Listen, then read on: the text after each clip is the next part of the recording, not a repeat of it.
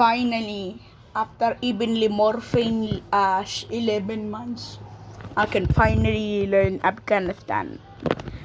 535 BCE, Achaemenid Empire. 312 BCE, Seleucid Empire. 140 BCE.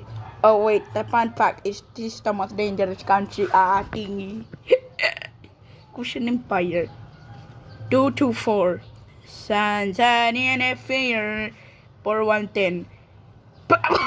I didn't say 4110, it was supposed to be 410. What the heck? If they lang 651 Rashidun Kapili 661. Thank God. I thought it was 6. Okay, never mind. Umayyad Caliphate. 750 Abbasid Caliphate. 1149 Ghuriid Empire.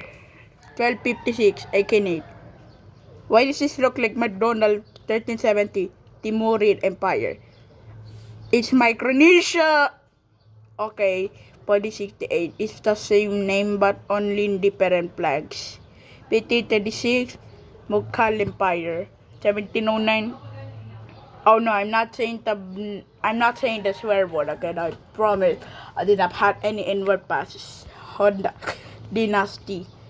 1738 Nadir Shah flag. 1747 Durrani Empire. 1880 Bureau of Afghanistan. What the heck is he yapping about? Bro, please. And then the flags changed into 1901 into 1919. 1926 Kingdom of Afghanistan. And then it changed now. Until 1930. Change 40 years later, it was called Republic of Afghanistan. And then Democratic Republic of East Kunaton. And then it goes back to the previous. But then it says Islamic. Traditional Islamic State of Afghanistan. Until then, Islamic Republic of Afghanistan. But then, Islamic... Only in Taliban.